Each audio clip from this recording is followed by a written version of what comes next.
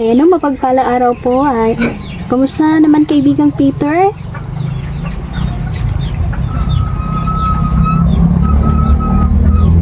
Mabuti lang daw.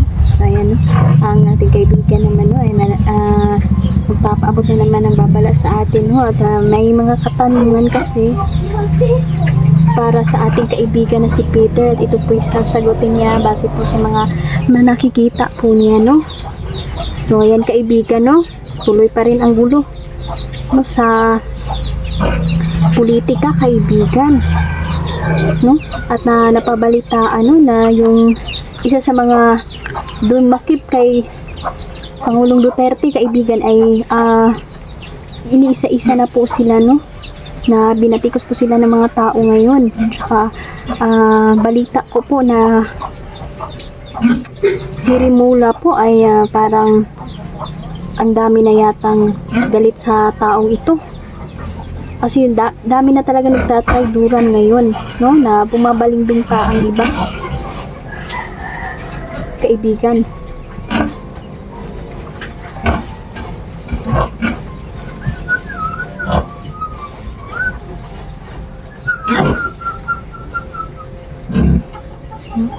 Sabi ni kaibigan na ganun talaga daw, napakarumi daw talaga ng politiko ngayon, no? Tsaka lalong-lalo na kapag may kalaban ka na sakim. So, ayan. Tungkol po kay Amy Marcos, kaibigan, no? Kasi naguluhan po kasi yung tao sa kanya. Ano ba talaga? Sino ba talaga yung kinakampihan niya? Kaibigan. Kasi nagtataka po ang tao sa kanya eh. Halata naman sa kanya na parang kakaiba yata yung kinikilos, parang humahakot lang yata na ito ng simpatya kasi tatakbo ito eh. Kaibigan, anong masasabi po ninyo kaibigang Peter?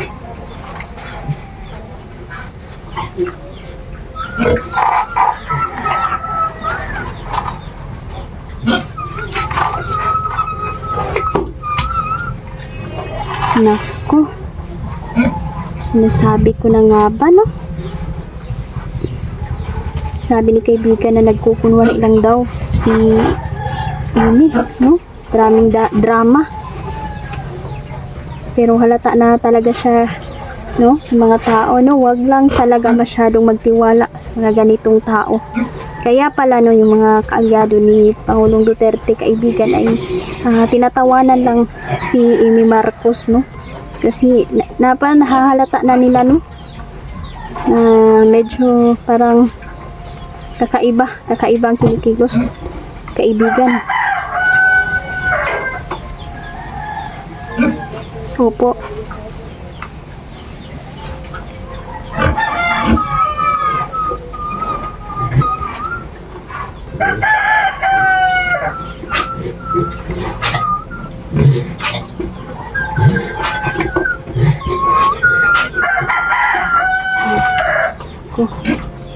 Totoo nga kaibigan, tama talaga ang sinabi mo. Grabe, no? Wala silang awa talaga.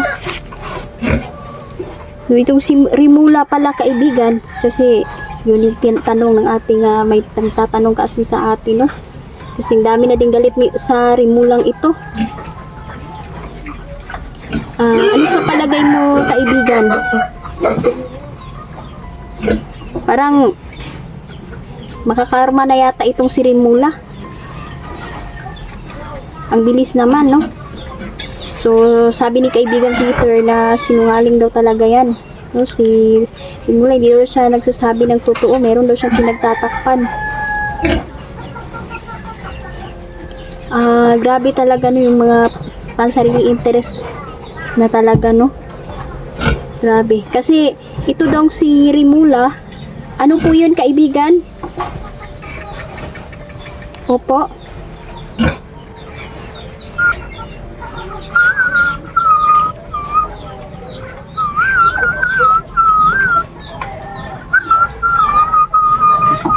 Ay nako, kaya pala, no, kasi may balak pala itong tumakbo. Naku po. Ibalak pala itong tumakbo si Rimula, no? Gusto siya mudaga, no? Sa susunod na eleksyon. Sabi ni kaibigan Peter. Pero, tingin mo kaibigan, mananalo ba ang taong ito? No? Itong si Rimula? Kung tatakbo man siya sa susunod?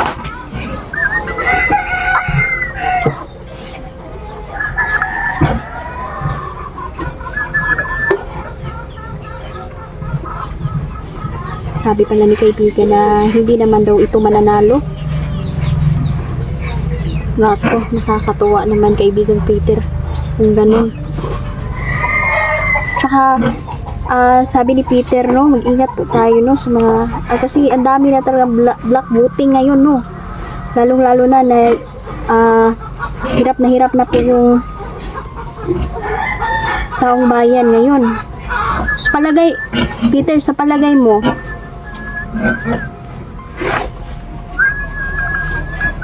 Opo. Tama.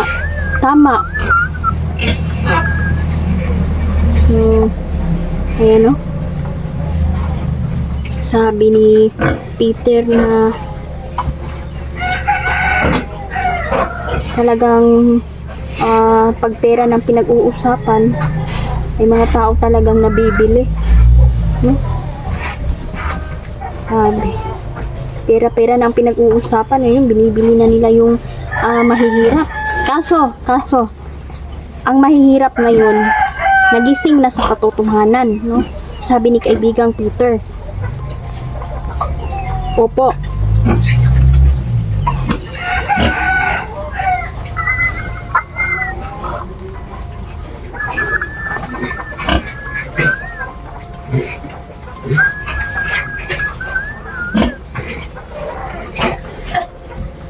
Opo, kaibigan. No?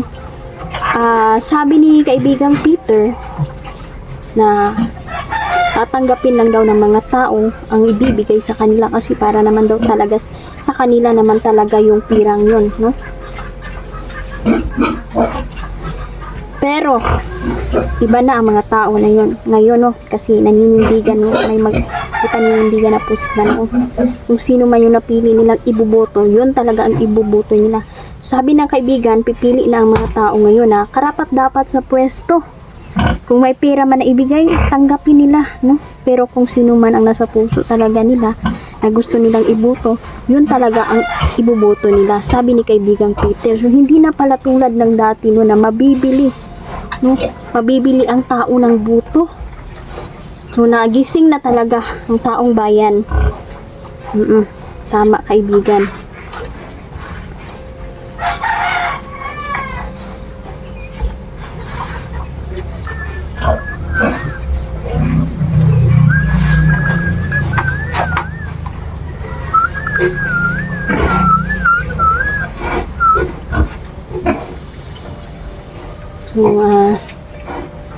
Tama, kaibigan, tama talaga yung sinabi mo, no? At sabi ni kaibigan Peter, yung ang mga durugista talaga ngayon, galit na talaga kay Tatay Digong, no? Mga mandurugas, lalong-lalo na po yung mga hindi nagbabayad ng buwis. Naku, hindi talaga sila makakatakas kay Pangulo. Kaya sila galit na talaga ngayon. At may nagtatanong po kaibigan, no, tungkol kay Enrile naman daw. So, ano sa palagay mo sa kanya, kaibigan, no? Parang tahimik lang si Enrile ngayon, kaibigan. Opo. Basahin mo nga yung utak ni Enrile, kaibigan.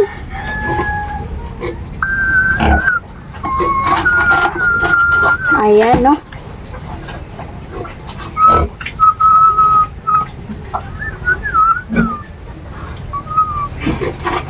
Ayan, sabi pala ni kaibigang Peter na yan daw si Enrile.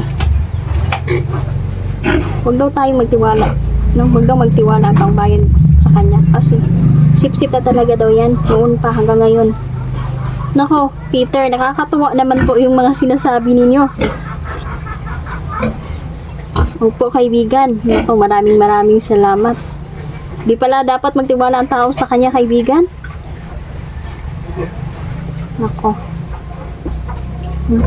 Parang lulutang talaga, no? Sabi ni kaibigang Peter na yung mga lalabas at lalabas talaga ang katotohanan, no? Kasi ngayon, ang dami pong pinapakawalan ngayon na nagkukunwari na isa silang biktima, no? Ng na biktima, kunuhay sila, no? Ni Pangulong Duterte, yan sabi ni kaibigan. Pero hindi naman daw nagtagumpay kasi nabulabog naman daw agad. Sabi nga ng mga tao, sigaw ng mga tao ngayon, Marcos resign, no? Sabi ni kaibigang Peter. So sana kaibigan, no? Sana po ay si Tatay Digong ay makalabas po siya ngayong kaarawan niya sa March 28. Yun yung hiling ng mga tao sa kanya, na makalabas po siya, kaibigan. Pero wag daw tayong mag-alala, no? Sabi ni kaibigang Peter.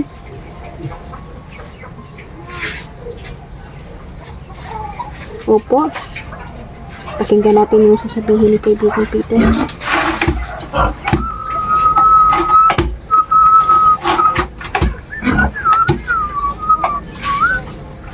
Opo. Tama po, tama. Ayan na.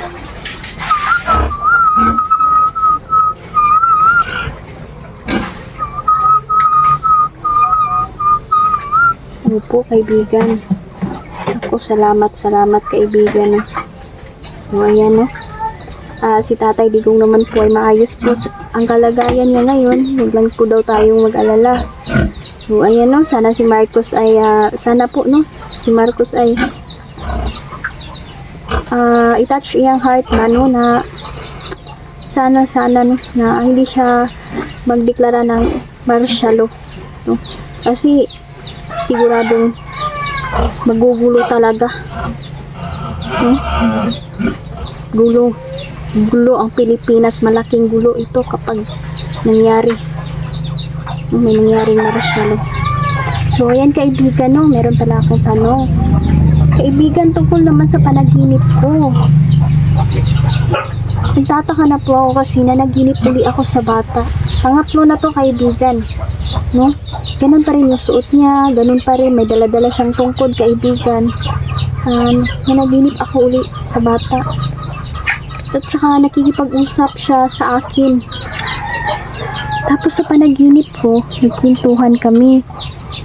May tinuturo po siyang lugar. Hindi ko tukoy ang nung lugar na iyon, pero nakita ko na may mga halimaw na nagsisilabasan, kaibigan. May mga taong may tatak sa noo na numero 666. Tsaka nakita ko po sa panaginip ko na pinapatay ang mga sanggol, mga bata. Ang dami nila. Sinabi ng bata sa akin, maging handa sa anumang oras. Labanan niyo sila. Pagising ako, kaibigan, ng alas 3 ng umaga. Paghawak sa akin, nung hinawakan kasi ako sa kamay ng bata, kaibigan. Kaya bigla akong nagising, no? At hindi na po ako makatulog uli kasi iniisip ko po, palagi po akong nananaginip sa bata, kaibigan. Kaibigan, itatanong ko po, parang palagay ko, isa po siyang propetang bata na pumasok po siya sa panaginip ko, kaibigan. Ano po?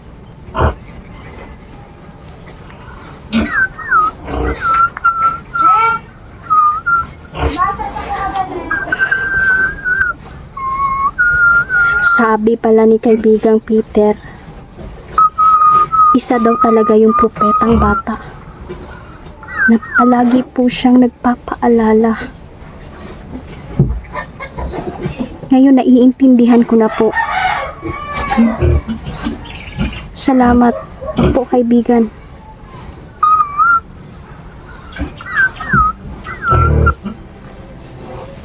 Salamat po, kaibigan. Ngayon alam ko na kung ano ang ibig sabihin nun.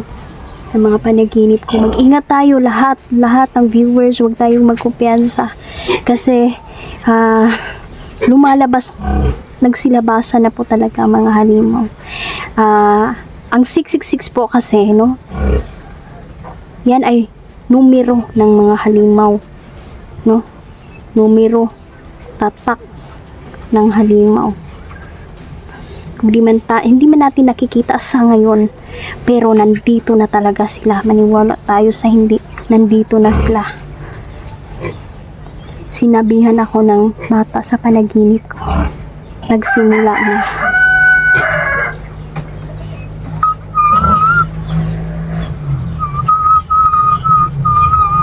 Opo, kaibigan.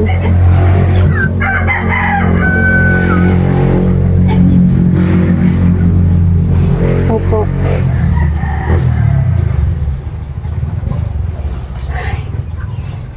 Salamat kaibigang Peter. Opo. So ayan, no. Hanggang dito na lang po muna, no.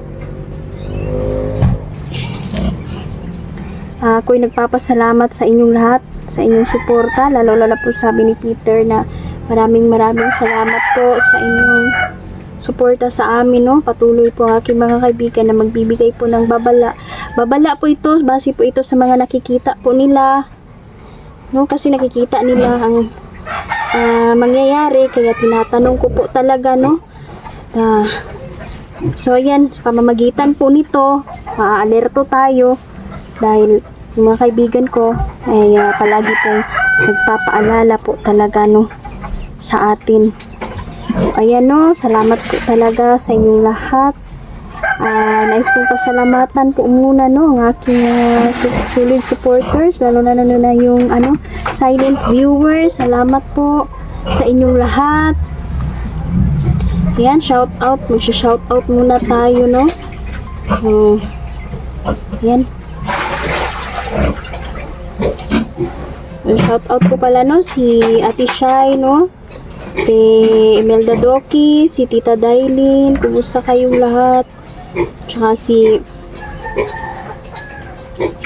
Haru Yamamoto, lalong na po si Mama Susan Suyat, kumusta ka po dyan, ma? Si Sergeant Sukendo, Mama Susan, salamat kayo sa inyong tanan, salamat kayo sa inyong suporta, gyud, no. Sir Jaime Anasco, Ate Shai, kumusta? Mag-ingat ka dyan, no? Nanay Ivis, Ate Shai, no? Sobrang salamat talaga sa inyong lahat, no? Kaya iwan ko na naman yung listahan ko, so babasahin ko na lang po sa susunod, no, ang inyong mga pangalan, no. Ayan, so maraming salamat po. Mag-ingat po kayo kung nasan man kayo ngayon, maging alerto tayo.